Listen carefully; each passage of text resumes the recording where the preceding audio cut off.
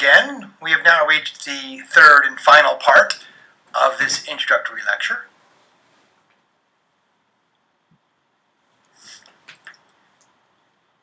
And where we left off, we had just gone through the cost-benefit analysis, step by step. And I promised you that I would offer some revisions, some suggested modifications, if you will, tweaks to that process, and that's what I will do now. So, motivating part of that revision is the question of who are the right stakeholders, right? And is identifying the proper stakeholders a missing step? It's implicit in places, but should in fact be identified as a missing step. After all, whose costs and benefits matter anyway? Who are the relevant stakeholders? Right? Or one way that they talk about this in cost-benefit analysis is who has standing, right? Who do we care about, right? From whose perspective are we conducting this analysis? It's important that we don't define the relevant stakeholders too narrowly.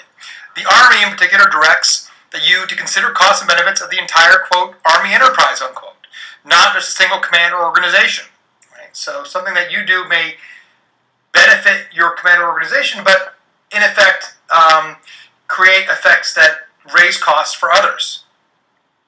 Or vice versa, right? You may choose not to pursue an alternative because the benefits don't outweigh the costs, but there are benefits outside your command or organization such that the overall benefits to the Army enterprise do outweigh the costs. Now, so you should certainly at the least make sure you're looking at it from an Army enterprise perspective. But OMB Circular A94, which talks about federal government programs, goes even farther. It says analyses should include comprehensive estimates of the expected benefits and costs to society, underlined, and it's underlined in the original, document. Social net benefits and not the benefits and costs of the federal government should be the basis for evaluating government programs or policies that have effects on private citizens or other levels of government. Again, the social, the overall net benefits to society, not the benefits and costs to the federal government.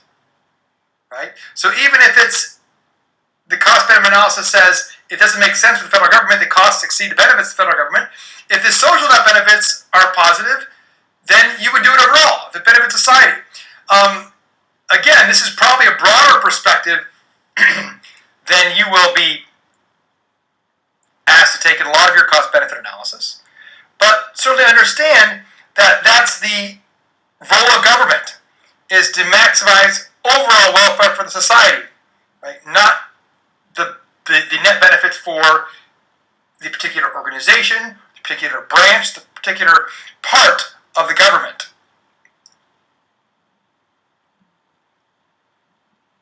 So if I was going to do a more complete CBA process, first of all, the first two steps are unchanged.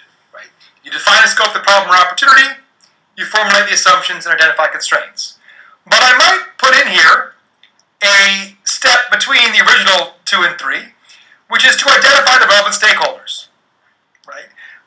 And this is whether this is beneficial to make sure that we're counting the right costs and the right benefits. Right? So you want to think about whose benefits and costs count. Right? Do we think just about the specific command or organization, the Army enterprise as a whole? At the very least, we do that. What about the entire DoD, including all branches? Right? What if it makes sense for the Army to do something, but what if it has a negative impact on the Navy or the Marine Corps? Right?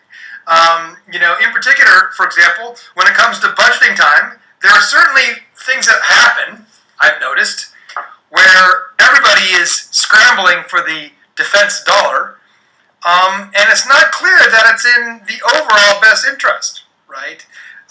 When we have the Army competing with the Navy, competing with the Air Force for funds, and whether it be supposed to be humanitarian disaster relief efforts, there's certain monies for those things, and each branch wants to talk about how they are best at doing that effort, right?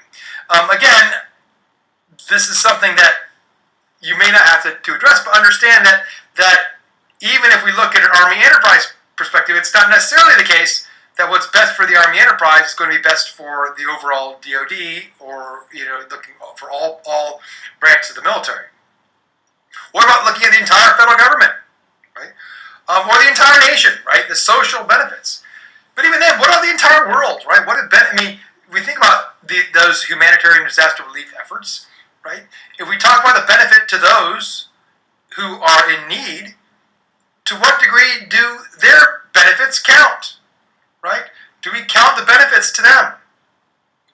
So whether it's, tsunami relief or whatever it might be, right? So again, it's just, you sort of have this prescription to look for the Army enterprise perspective, and that is your directive. So putting this step here, and make sure that you at least remember to include the Army enterprise perspective, but it also raises in your mind the idea of, is it only the Army enterprise perspective? But is this particular cost-benefit analysis, should it incorporate something beyond the Army enterprise perspective? Right? And in some cases, by the way, it may be that the issue is so narrow that you only need to focus about the specific command or organization. The Army enterprise as a whole benefits simply because that specific command or organization benefits.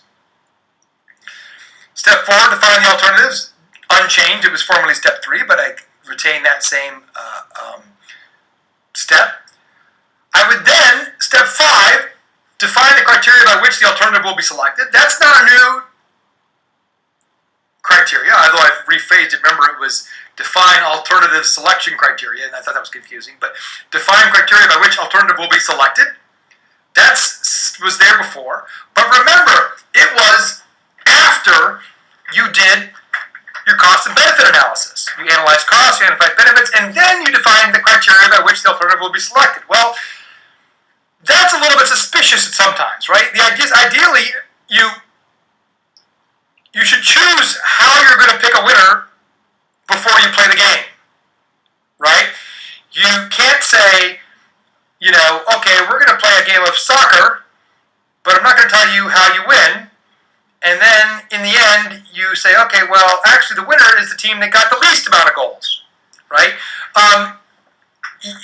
Saying how you get a winner after you already know the score is a little unfair, right? So in order to avoid potential bias, whether it be conscious or unconscious, in favor of one course of action or a selected set of course of action, or against one course of action, right? You really should choose the decision criteria before you assign costs and benefits, right? Sort of blindly before you sort of blind justice, if you will.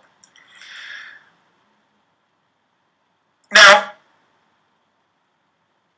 what we do at this stage, in terms of defining the criteria for which alternative will be selected, really depends on whether or not the costs and benefits are monetizable, right? And again, so there's an argument here that the criteria can't really be fully developed until you know something about the costs and benefits, right? But certainly if they can all be monetizable, right, then you simply compare the net benefits. But if not, we have to define an appropriate criteria by which we would make our choice if we have non-monetizable costs or non-monetizable benefits, or both. Moving on, after the next 2 steps, I label identify and catalog impacts of each course of action, and then quantify, in other words, assign a value to each impact. Now, remember before, in the Army process, they did analyze costs, analyze benefits, right? Or actually, it was quantify costs and identify benefits. For some reason, they didn't, I guess you're supposed to quantify the costs, but only identify the benefits. Well, you actually should identify and quantify each, right? And rather than separate it as a separate step for costs and a separate step for benefits, I think it's better to separate it by task, right? So identify all the impacts, whether they be costs or benefits, right? And in fact, you may not even know in advance to what degree it's a cost or a benefit until you measure it, right? So, and then quantify it, which are 2 completely different things, by the way. The quantification requires different skills than identification, right? I think it's a better way to separate it than to separate them by task, identification versus quantification, as opposed to impact, cost versus benefit. Because the 2 tasks here are completely separate, right? The way you identify something and the way you quantify something are completely different. The perspective of the lens of somebody who wants to identify and think broadly about the impacts, he or she might not be quantitative at all, right? But the quantification might be completely different. So it's important to identify them first, as as Ben Franklin did, listing the pros and the cons, and then you quantify them. Right? And also, even if you can't quantify, you at least have to identify. When you confound identification and quantification, the tendency to maybe not list something, I can't really quantify that. And so when you're tasked, the step says quantify these things, and you can't quantify it, you might not even identify it. But it's important that you actually identify it, right? Even if you can't quantify it. So that's why I listed it as a separate step. Also, another reason to separate the steps by task and not the type of impact is that it's not clear what's a benefit, what goes in the benefit analysis, what goes in the cost analysis, right? Again, a benefit may be a reduced cost, or a cost may be a reduced benefit, right? And so instead of talking about them, analyzing costs, analyzing benefits separately, it's better to identify all the impacts, good and bad, and then quantify those impacts. Step 8 is to compare the alternatives. That is unchanged, if you will, from the step 7 of the Army CBA process, which is compare alternatives. However, I have a new step. I had taken the sensitivity analysis that was described under comparison of alternatives and separated it, because I think it's important enough for its own step, right? It was included in the comparison in the Army CBA approach, but I think the sensitivity analysis is so critical, right, that it should be separated. And I showed you, again, Army even seemed to recognize that step, compare alternatives, had 7A, B, C, D, E. There was a lot of elements in there, so they seemed to recognize themselves that they might have tried to lump in too much under there. And so I think it's important, particularly in terms of the sensitivity analysis, to identify it and characterize it as a completely separate step.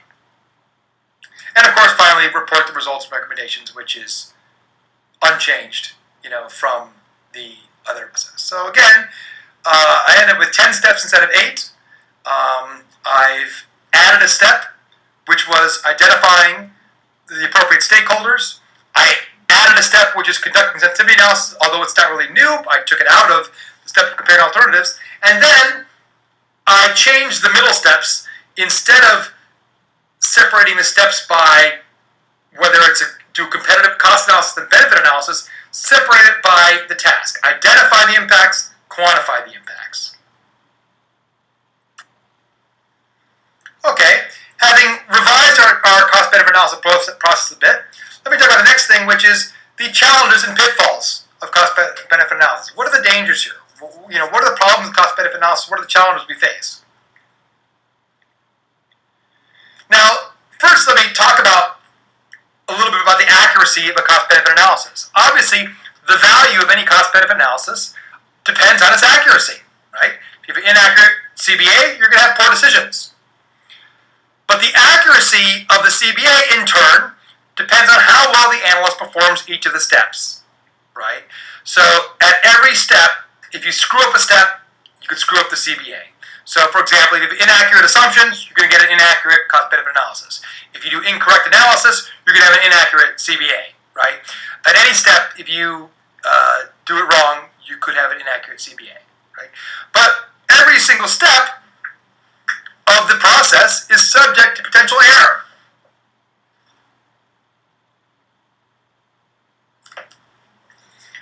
So what are some of those potential errors? What are the common pitfalls in cost-benefit analysis that we should be aware of and avoid? Either you avoid them when you're conducting analysis, or make sure those who are conducting an analysis for you avoid these pitfalls. The first is selecting a set of alternatives that is either too narrow or too broad, right? If it's too broad, you are trying to do too much. You're going to spread yourself too thin. You're not going to be able to go into enough depth of detail on any individual alternative because you've analyzed so many different alternatives. And if it's too narrow, you might be excluding important alternatives that should be considered. Another pitfall you choose assumptions or selection criteria that bias it in favor of a desired result, right? And this can be either conscious or unconscious. If you consciously want an outcome, you could tweak the analysis to make that outcome come out. But often it could be unconscious. Is that you're trying to be unbiased, but you tend to have a outcome in mind, and you subconsciously create assumptions and selection criteria that steer you in that direction. Another common pitfall is the failure to recognize or predict important costs or benefits, right? Not looking too narrowly, right? About not seeing the impacts on all different stakeholders, not seeing the impacts over time, particularly when we're looking at forecasting the future. Another pitfall is related to non-monetary benefits and costs. When something is non-monetary, non-monetizable maybe, but certainly non-monetary, it's hard to get into the analysis, and so there might be a tendency to downplay it. Oh, it's not important. Well, it might be very important. You just can't quantify it very well, right? So you either downplay it, you ignore it, or maybe you assign an unrealistic value. Either you assign too small or too high a value, right? How much is a human life worth? Life is priceless. No, it's not, right? The bottom line is, if life was truly priceless, right, then you would get your brakes checked every single day. But we don't, right? Clearly, we do a cost-benefit analysis, and we choose to do things that risk our life based on that cost-benefit analysis. If life was truly priceless, we would be far more careful in our actions. Another common pitfall is the dealing with uncertainty, right? If you ignore uncertainty, you treat your assumptions and your predictions as if they are fact. This is what's going to happen. And if you fail to conduct the sensitivity analysis, which says, what if I'm wrong? Sensitivity analysis is basically saying, what if I'm wrong? Analysis, right? How wrong can I be and still get the same result? And that's very critical because there's so many levels of uncertainty. Whether it's looking at the future, whether it's the assumptions you make, the predictions you make, the estimates you make, all of those things, there's some level of uncertainty. Therefore, you have to conduct some sensitivity analysis to see if your results change, if you are inaccurate in your assumptions or estimations or predictions. A further pitfall is that the comparison. That too often, in assessing the effect of a new program or a new policy, you look at the benefits before and after the policy. That may seem to make sense, but it doesn't. What you really want to look at is what we call the counterfactual, right? What are the benefits with the policy versus what would the benefits have been without it? To understand that, let me give you an example, a graphical example, on the following slide.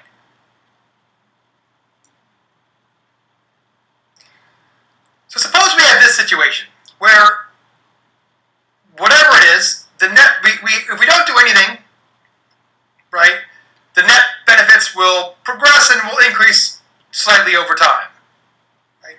But we want to take an action, and this action will, in fact, increase the net benefits at a cost, right? We will incur a cost to do so, but it will improve the net benefits. And suppose action is taken at a certain time, labeled there, and with that action, we get an immediate increase and a continuing steady increase in the net benefits. Right? And so it does create an increase in net benefits, and the question is, does it justify the cost? Well, the pitfall is, suppose in particular, we want to figure out at time t, sometime after the action is taken, we want to say, well, how much better are we doing than we would, because of this action? How much better are we doing? How much improvement have we achieved because of this action? Well, if we label sort of these different points, they're A, B, and C, it's the appropriate comparison for calculating the impact of action, at least at that moment in time, is A versus B, not A versus C. Right? In particular, if we did A versus C, we're comparing before and after, right? here's where we were. Those were the net benefits when we took the action, and now the net benefits now. And so clearly, sort of the at any point in time, the difference in net benefits is A minus C. Well, no, it's actually not. Because if you had done nothing, the benefits still would have increased to point B. And so the actual net benefits at that point in time is A minus B, not A minus C. Right? I'm sorry, not the net benefits. This is the increase in benefits from taking the action. We've got to then factor in the cost. And so if we compared A to C, we might say it justifies the cost, but maybe it doesn't if we compare A to B. So it's important to not just look at before and after, but with or without. You got to sort of forecast what would happen with the action and what would happen without.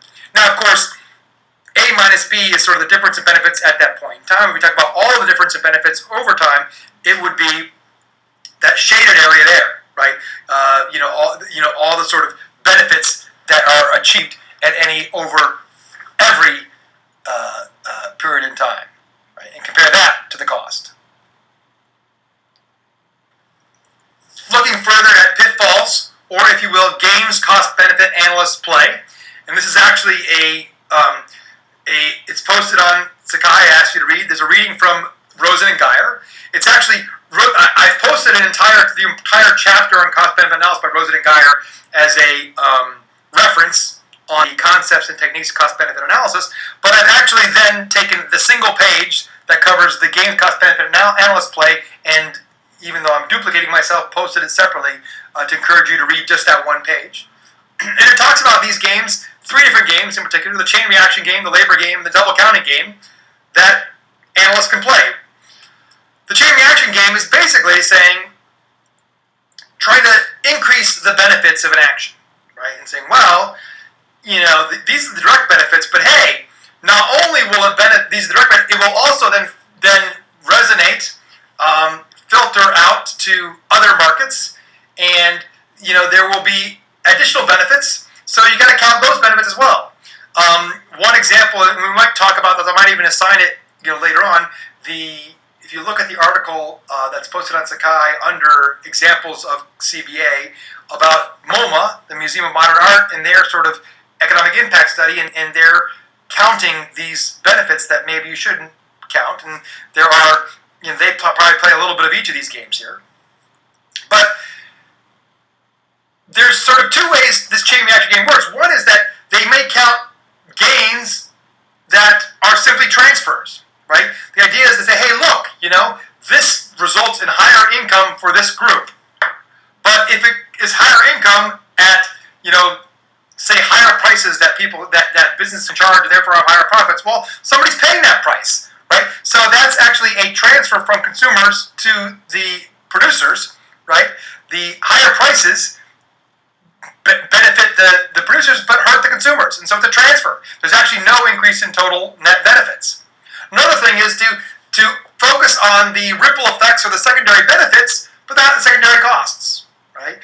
So you sort of say, well, here are within this scope, here are the benefits. The secondary benefits is usually looking outside the scope, looking at other markets and other people who are affected, right? But if you only look at the benefits to other people, the other markets, other commands, other organizations within the Army, outside the Army, you've got to factor in also the secondary costs. So that's sort of a game that's played. Another one is the labor game, right?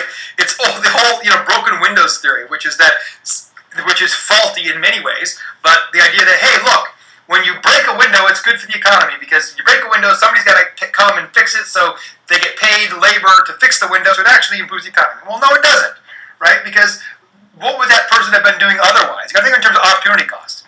First of all, when we think about one way the labor game is played is that they count wages as a benefit, right? Look, all the people getting wages, but it's actually a cost to you. It's certainly counted as a cost because it's money that's spent on wages that wouldn't have been spent on something else, So it's actually a cost, not a benefit.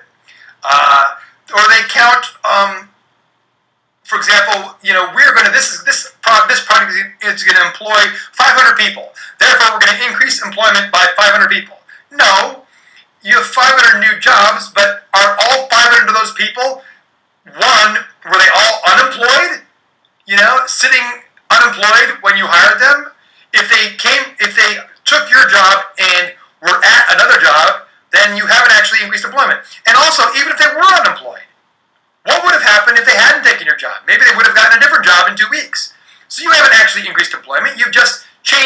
person's worked for, right?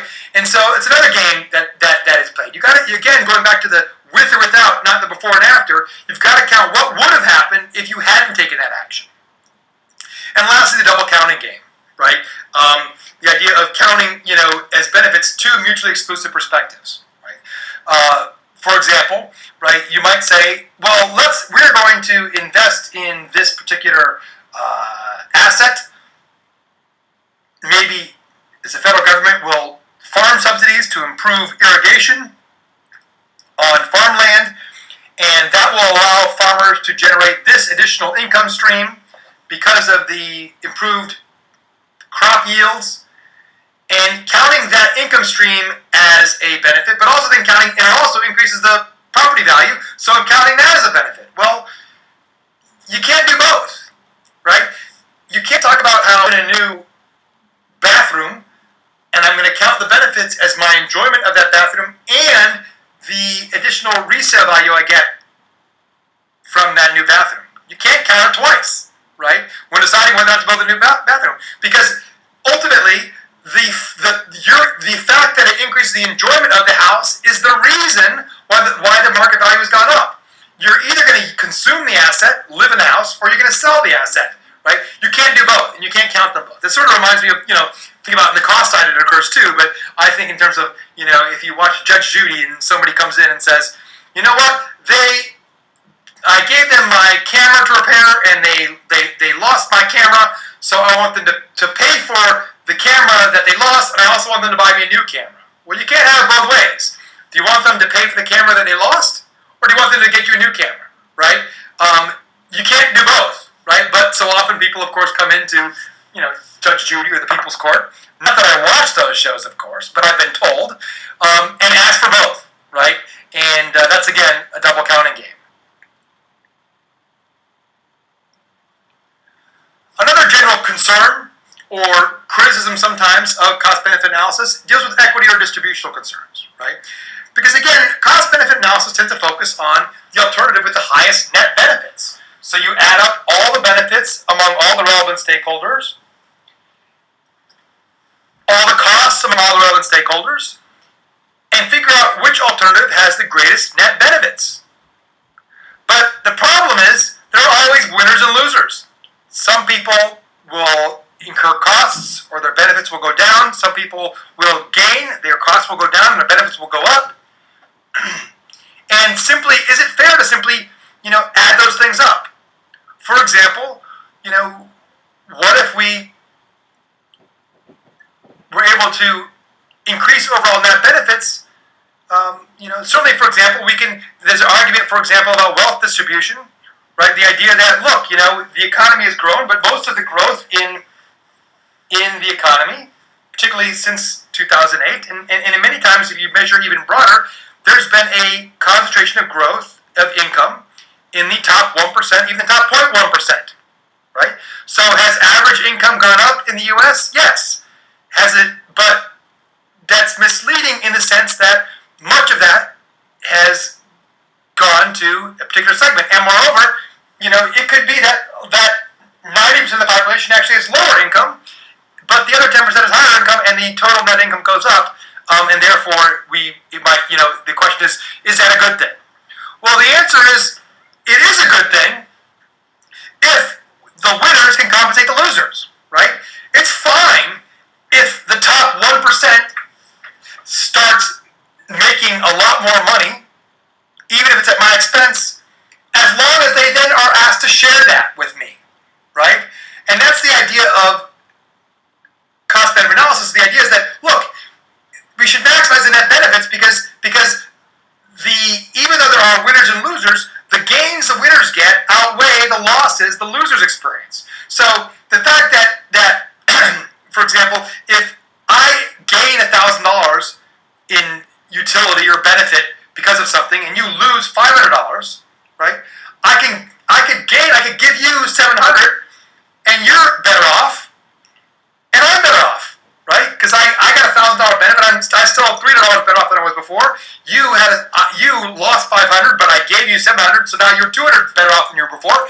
Because the total gains exceed the total losses, the idea here, as the OMB Circular 894 says, the principle of maximizing net benefits is based on the premise that gainers could fully compensate the losers and still be better off.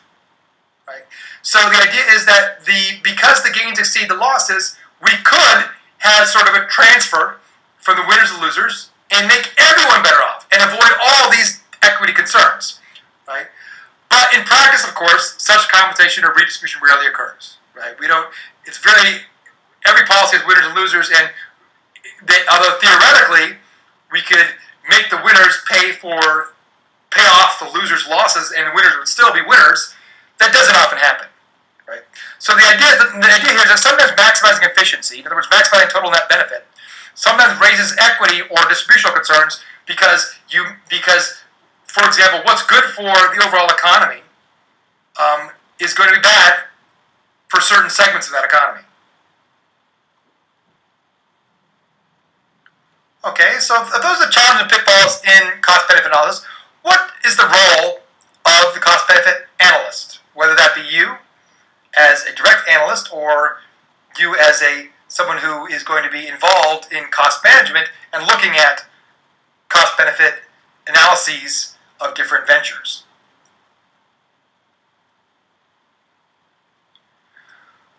Well, what's the contribution of a good cost-benefit analysis? What can a good cost-benefit analysis do? Well, they can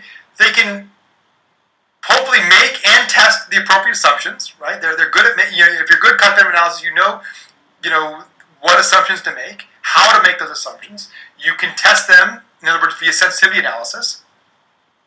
You are good at developing the right set of alternative courses of action, innovative, creative, unexpected options. Right? Not too many to analyze, but a range of options. Hopefully, by being a good cost-benefit analysis, a good cost-benefit analyst can be very good at identifying impacts, identifying the relevant costs, identifying the relevant benefits. Over time, across different stakeholders, right? But is able to think broadly about those impacts and identify them, and also able to hopefully properly quantify those. Right? Once they're identified, be able to quantify those. Those are sort of if you are or have working for you a good cost-benefit analyst, hopefully they can contribute those things. But another important thought about good cost-benefit analysis is the fact that it's both a science and an art, right? So a science means, if something is a science, right, anything is science, there are a set of fundamental principles that help guide you through the process, right? That's what a science is that there's known facts. There are certain guiding principles, right? And this course is going to provide you an opportunity to learn those principles. Right?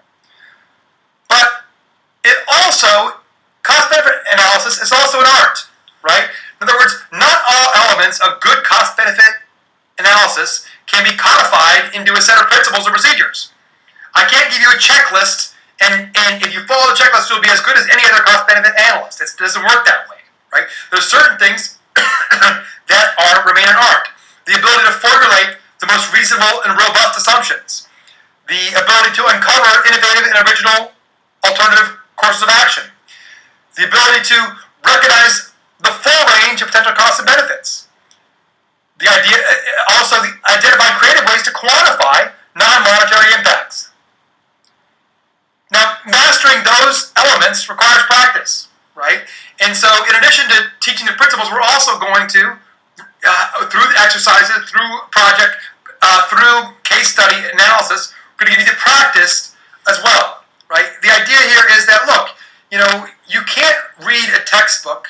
You can learn about swimming by reading about it, but you're not going to become a good swimmer unless you swim. You can learn how to play the guitar from reading a book, but you're not going to be a good guitarist unless you actually practiced the guitar. You have to actually, because it's not just a science and an art, but an art, it's something you have to practice to get good at. And so you will get, certainly, the principles, you'll get mostly the science during this part of the cost management certificate course. but you will get some of the art.